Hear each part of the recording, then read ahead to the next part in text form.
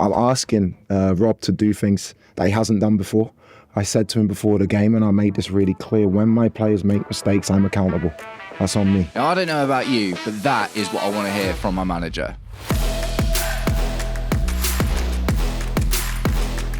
Welcome, Blue Believers, to another episode of the Stanford Sync, where we are syncing up with everything Chelsea FC.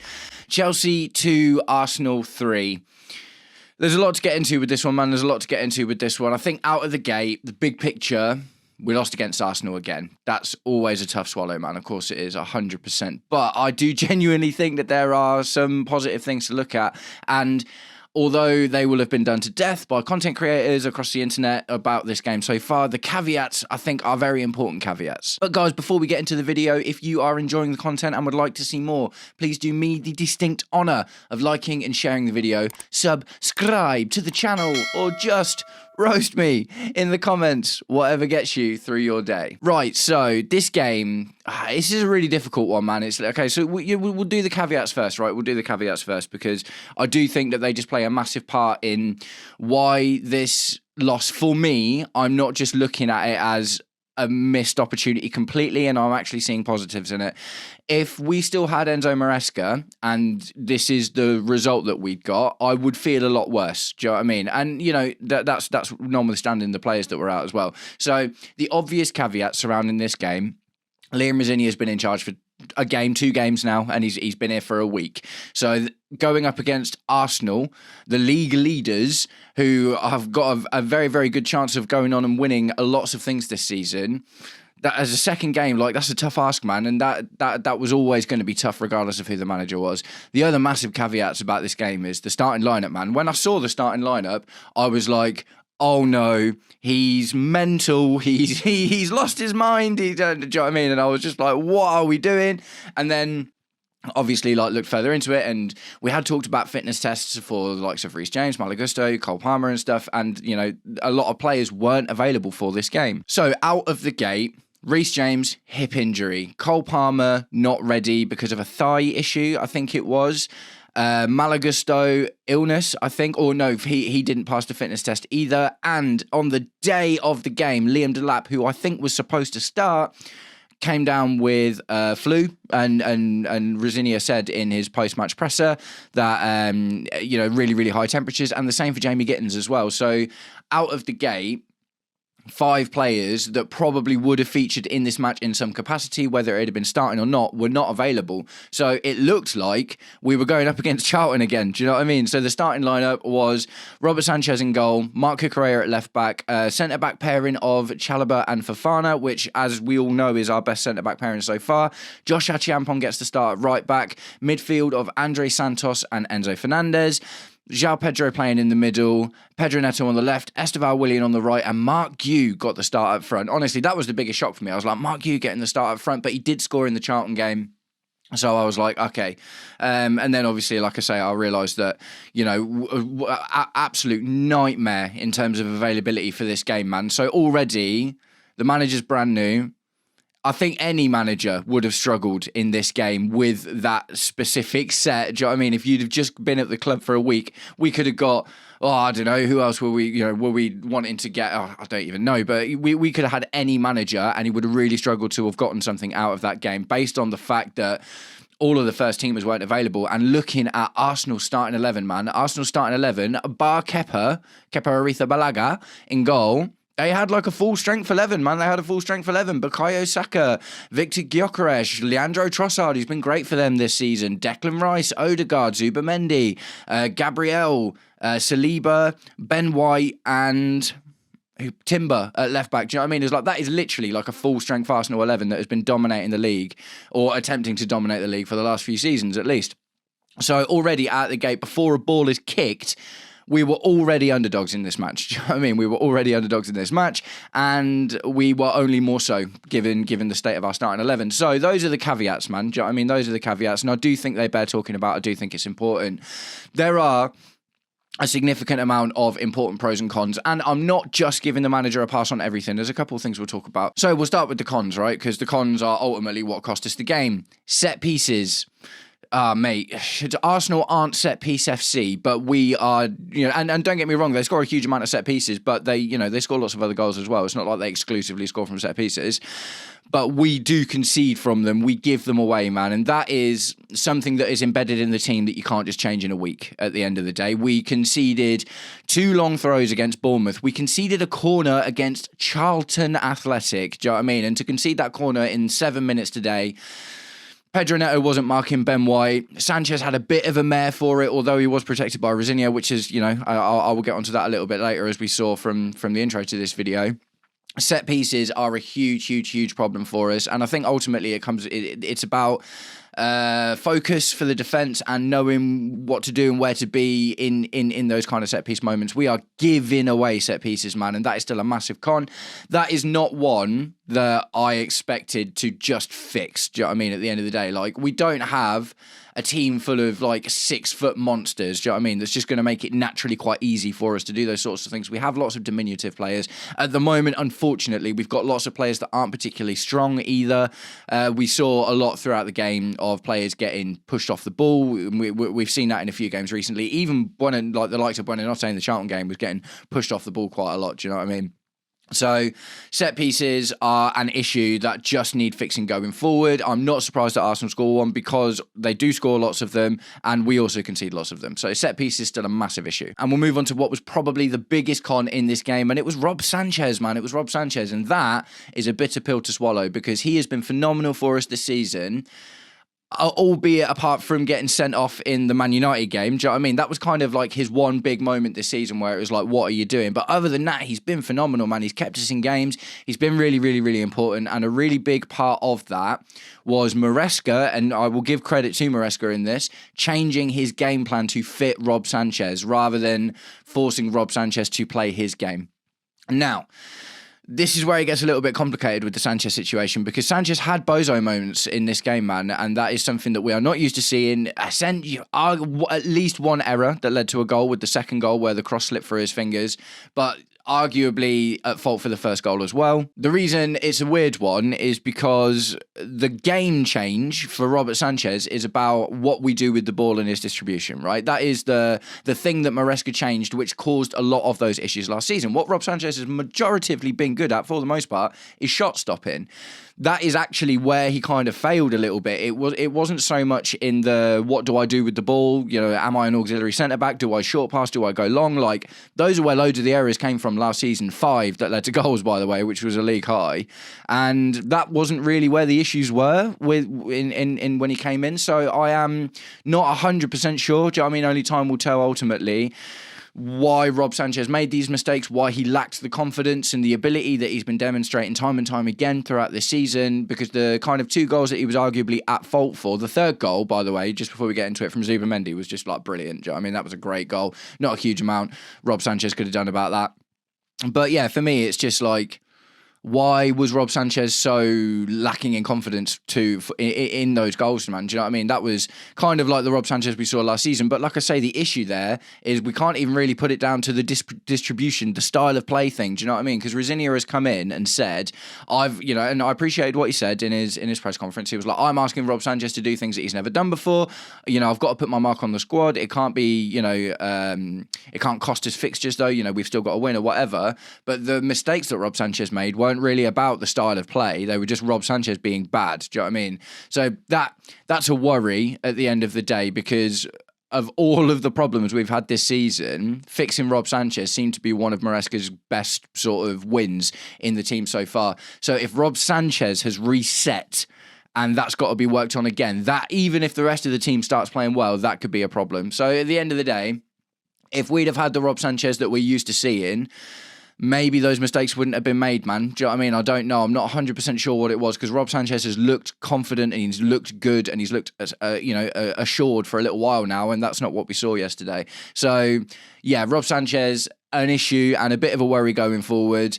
And like I say, the easy thing to do would be to say, oh yeah, well, Liam Rosenior's come in and changed the style of football. And I would 100% be all over that, I promise you. This isn't me even standing up for the manager in this respect. I do think that Rosenior needs to not change what's working in order for us to carry on, and that change needs to come slowly. But like I say, I'll say it one more time, the goals that were conceded didn't really look like, to me, it was because of Liam Rosenior wanting to spend more time passing out from the back and doing short distribution. It was shot-stopping errors from Sanchez. So essentially, those are the main cons that I saw from the game. Do you know what I mean? In all honesty, but what I did see going forward, looking at the bigger picture, because there are two narratives, there's two conversations to have with this, right? The first one is the big picture. We lost against Arsenal. We're still in a reasonably bad run of form. Things don't instantly look like they're getting better. Just, the Charlton win was great, don't get me wrong, but, we want to try and win the League Cup, and now we're in a more difficult position to do so, for sure. I think Liam Rosenior having more time with the squad and having our full strength squad for the next leg in, when we go to the Emirates is going to be really important. But there are pros, man. There are pros. So stylistically, I'm seeing some things already that we didn't really see from Maresca that I think is going to help us a lot. And one of the things I noticed pretty early on in the game, like in the first half, we were really, really good. We actually had more shots on target. We had the better chances, albeit we'd conceded that one goal, which was a shame. I think if we'd have had a Liam Delap up top, or even a João Pedro up top and a Cole Palmer in the middle, maybe we could have got something more out of this because chances were missed. But the thing I saw that I thought was a breath of fresh air compared to what we have seen is brave passes through the middle of the pitch, right? So this is the thing. With Maresca, I did a really interesting video with my friend Kai from Behind the Dugouts. Check out his channel if you haven't already. And we looked at the areas of domination, right? And essentially, this shows you where Chelsea funnel their play and where they always have the ball. And the wings was, the big thing, wasn't it? We were constantly funneling it out to the wings, but the players, the wingers weren't like cutting inside and trying to make opportunities for themselves. They were essentially normally getting it out to the wings, passing it back, or trying to cross it into essentially no one a lot of the time. And that was like Maresca's de facto go-to tactic. Do you know what I mean? It's like, get it out to the wings, get it out to the wings, get it out to the wings. That's fine when you've got an informed Cole Palmer or a striker that has got strong aerial ability or strong, can win his duels and stuff and in the middle to try and get the ball to, but obviously we didn't have that. So it was really, really frustrating watching us essentially just like bypass the midfield game a lot of the time. What I am seeing already from Liam Rosenior's Chelsea is Andre Santos and Enzo Fernandez making brave and risky passes through the middle of the pitch to try and advance play and get our attacking players in positions where they can score. Now, again, like I say, from Maresca, this just isn't really something that we saw a lot of. It was one of the reasons that made the football so turgid to watch as well. Andre Santos in particular, but Enzo Fernandez as well, playing in the middle of the park together, line splitting passes going through the middle, man, and I was just like, oh look, trying to get people to get stuff to run onto, and that was really, for me, that is something that we absolutely need to do more of when there is a congested midfield, because at the end of the day, Arsenal's midfield was phenomenal. They had Zubimendi, Declan Rice and Martin Odegaard, three really, really good players. In particular, Declan Rice and Zubimendi, really, really, really strong players, and Martin Odegaard playing in a slightly deeper role to what you'd expect. His calibre of player, he's really good at that as well. So we were struggling with the midfield battle for a lot of the last couple of seasons, and it looks like instantly that is something that Liam Rosenior is trying to change, and I really appreciate that. The other thing, tactically, and we're only a few games in, do you know what I mean? We're only a few games in, but tactically, something else I see already is, like I was just talking about the wings, right? The wingers are actually trying to cut in and to get themselves into attacking positions and to create more congestion in an area of the box that we don't normally contest at all. And that was there for everyone to see. Like I said in the video that I just did, like Man City, for instance, contest that centre spot just in front of the goalkeeper box, right? And that's really important because that is where a lot of your best attacks come from, and that's where your most dangerous positions can come from. And all of a sudden, we look like we're trying to get into that spot again. We're not just like I say, my issue with Maresca's wing play was it just goes out to the wings, and we either pass it back and it ends up going around the centre-backs until it eventually goes back out to the wings again, or we cross it in to essentially no one, and we're not trying to contest that really dangerous spot in the middle. Look at Esteban Willian yesterday, man. Garnacho scoring those 2 goals from where he did as well. Do you know what I mean? One of them was from a set piece. Absolutely brilliant to see that we are just trying to be more aggressive, and we are trying to be. It's riskier, it's harder than what we were doing before. And if any, I think we still had like 64% possession yesterday, but we might cede some possession play by playing this way. But I'd much rather see the likes of Esteban Willian and Cole Palmer if he's going to be out there, and the likes of Garnacho and Jamie Gittins, and we saw it with Jamie Gittins in the Charlton game as well. Every time we got it onto the right, it wasn't just hanging on the right and then passing it back or crossing it in or whatever. Even from the right-hand side, he was cutting in. He was trying to get into the centre of that pitch to either get it to a goal scorer or try and take on a shot himself. So those are 2 really positive things that I already see just based on our play. Now, the difficult thing about this is the game against Arsenal. Do you know what I mean? It's like, I understand that a lot of you, and rightly so, do you know what I mean? We'll be focusing on that largely, that we've lost against Arsenal again, because we always lose against Arsenal, and it's just an absolute joke at this point. But for me, just because of where we are, I think it's a little bit disingenuous to judge the performance as a finished product and not look at the improvements that we're trying to make. So for me, tactically, I can already see we're doing some things that I think ultimately is going to make the football more fun to watch and will lead to better goals, and will get better performances out of the likes of Esteban Willian, Alejandro Garnacho, Jamie Gittins, Cole Palmer, do you know what I mean? Even João Pedro to an extent as well, because João Pedro is another pro, I think, in this game. João Pedro's cut a really frustrating figure to watch for a fair while now. Do you know what I mean? A really, really fair while. But I looked at João Pedro yesterday, and I don't know. Honestly, I'm not even really sure how to explain it. But he just looked better. He was getting on the ball a lot more for a start, and he was getting the ball in and around and out to other people. He was winning second balls. He was trying to dribble past people. And yes, not amazing, obviously, but again, I just saw more from João Pedro than I'm used to seeing. So really, really happy with that. Another pro, Alejandro Garnacho. Normally can't finish his dinner. Do you know what I mean? But there he is, scoring 2 goals against Arsenal in a really, really important match that ultimately keeps us in the tie. So Alejandro Garnacho again cut a really frustrating figure recently and didn't even look as good as Jamie Gittins in the Charlton game, by the way, but he's come on and he's affected the game. He scored 2 goals against Arsenal, and like I say, we were lambasting Garnacho since the Everton game for missing all of these big chances. Like, he was the only one that was able to put his chances away yesterday, and I think that's really important as well. So, look, it's, I'm not saying that, everything's going to magically turn around and everything's going to get amazing or whatever, but what I am trying to look at is the minutiae of positive details that we can see already after 2 games, 1 proper game. BROsenior a week in the job, and the small changes that he is making is going to make it more fun for us to watch as football fans, because these are the kind of things that, it was Arsenal, but when we're playing a Brentford, for instance, who we've got coming up,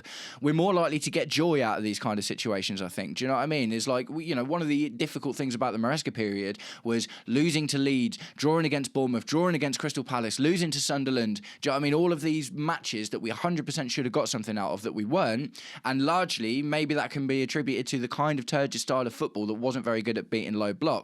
Wingers cutting in and midfielders making line-splitting passes is going to help us against low blocks. Do you know what I mean? If we're brave and we're able to find routes through these really stodgy defensive plays, then all of a sudden we might have some joy. And I think against, don't get me wrong, I want to beat the big teams, of course I do, and that's 100% was Maresca's biggest skill, to be able to set the team up to beat big teams. 100%, absolutely, definitely agree with that. But we need to beat the small teams. Not small teams, sorry, I don't like saying smaller teams. We need to beat the teams we're expected to beat first. Do you know what I mean? It's all fine and good beating Barcelona, but if you can't beat Leeds, then it doesn't matter. Do you know what I mean? And if Leeds was 1 game in isolation, that'd be fine, but it's not. Like I said, Atalanta, Brentford, Crystal Palace, do you know what I mean? There are so many examples of Enzo Maresca struggling to beat teams that we should have beat at the end of the day. So like I say, I think from a tactical point of view, this game was like a litmus test for, are we able, and look, what a litmus test it was as well, missing literally half of our first team. Reece James would have played that game. Had he have not been suspended, Caicedo would have played that game. Cole Palmer definitely would have played that game. Do you know what I mean? He had to cobble together a team, and he still managed to get that result out of Arsenal, man. And that keeps us in the tie at the end of the day. When we go back to the Emirates, look, Arsenal are going to be in many competitions. We are as well. But Arsenal being at the top, there's a lot more pressure on them, and we go in as the underdog. And we're going to go in as the underdog with a full-strength team that has given Arsenal trouble when we had 10 men on the pitch, and ultimately we were able to give Arsenal a reasonable game with half of our first team on the pitch as well, with a manager that's only been here for a week. So the last thing I want to wrap up on is Liam Rosenior himself. Rosenior, sorry, I need to get that one in my head as well. Liam Rosenior, in his post-match press conference, showed what I personally, now, if you have been watching my channel for a while, and if you've seen me on live streams, you'll know one of the major issues I had with Enzo Maresca was character and throwing players under the bus when he'd made mistakes, when he'd... Yeah, even if the players do make mistakes, do you know what I mean? Whatever. But at the same time, when Maresca made the dodgy subs, when Maresca makes the panicky decisions and doesn't react to the game that's being played in front of him, he would often come out and defer to throwing players under the bus. He got a bit better at that towards the end of it, sorry, don't get me wrong, but ultimately it wasn't his, innate sort of go-to. His innate go-to was, well, Badiashile wasn't good enough. Well, we're missing this player. These players are young. We haven't got enough. Do you know what I mean? There was always like an excuse and a reason. Liam Rosenior came out swinging in defence of Sanchez and said, and I quote, as you saw at the start, I told Rob, when you make a mistake, the accountability is on me. In true Jose Mourinho fashion, he has absorbed the pressure at the end of the day. And when you are one of the big issues that I think we've had with Chelsea is not just about the tactics and the tangibles and the players. It is about character, togetherness. Look, man, Leicester won the Premier League. And yes, they had Jamie Vardy and stuff, don't get me wrong. But you know what won Leicester the Premier League? Just as much as the tactics and the few amazing players that they had. Obviously, N'Golo Kante, Riyad Mahrez, they had some amazing players. But you know what really won it for them? The togetherness, the team spirit, the intangibles, the collection. Do you know what I mean? It's like when the manager and the ownership are at odds and are struggling and are fighting, this affects the team and affects the players. When the manager is likely to throw the players under the bus, the players will know that, and if they have a bad performance or if they've made a mistake during the game, they're like, oh, I'm going to get roasted for this in the press by the manager. Do you know what I mean?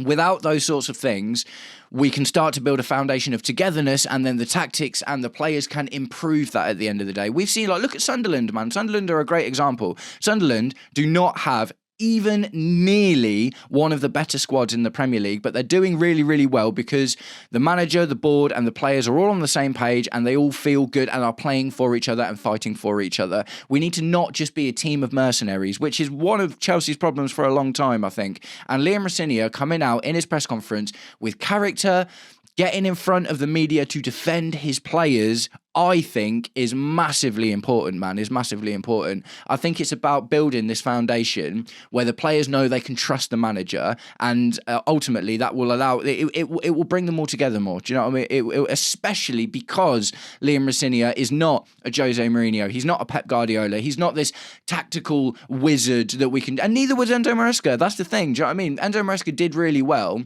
and we look at Enzo Maresca through the lens of what he achieved at Chelsea. But before that, he came from Leicester. So Rosenior's in essentially the same, if not a better position than Maresca was when he came into the club, but he's already coming in trying to build this foundation of intangible togetherness, not tactics, not player quality, not formations, not, do you know what I mean? That is all a massive part of it. But like I say, for me, the foundation of what is going to allow us to become successful and allows any team to become successful is knowing that your manager is there to protect you at the end of the day. It's a little bit different when you're Man City and you've got all the best players in the world and you've got Pep Guardiola at the helm. Do you know what I mean? But where we are right now, in order to get good results, Liam Rosenior being the way that he is, I think is really, really important and will give us the foundation to go on and kick on and be successful. Look, coming up, Brentford, the protests, absolutely 100% still agree that things need to change in the club. If we want to win titles, we need to change our model. Do you know what I mean? 100% I believe in that. And I hope that the protests can achieve that. I really do. But what I want more than that right now is to go out and beat Brentford. And I think I've seen enough. This is all a prediction at the end of the day, isn't it? Because what will be, will be, and what will be, and we will see what comes of it. But I think I've seen enough as of right now to say, I like the direction already after a couple of games. I feel better about Rosenior as a manager. I feel better about some of the tactical differences that I've already seen, which will develop, which will grow. Yes, there are issues. What's going on with Rob Sanchez? But let's see what happens when BROsenior's got a full team available to him and a month, a month with the job under his belt. And, it's just one of those, isn't it? So I am being hopelessly positive at the end of the day, because I just really, as a content creator, I'm here to focus on the football. I'm here to talk about the football. And call me what you want in the comments, man. Roast me in the comments. I always invite you to in my introduction. But I do think that as of right now, I don't hate what I see. Do you know what I mean? It's not about thinking, we're going to go on and win stuff as we are right now. Like, I'm not that hyperbolic about it. But at the same time, I like what I'm seeing in the minutiae of the small details that we're already starting to see change. So, next up, Brentford. Can't wait to do that one. I've got some really cool collabs, guys, coming out soon. I'm really, really excited to work with. I've got a new Chelsea creator that I'm working with on Monday that I'm really excited to have a chat with. And I've got an old friend coming back to the channel I'm going to record with tonight, and you'll see that tomorrow as well. Nice one, guys. I'm going to wrap the video up there. Thank you very, very much for sticking around until the end if you did.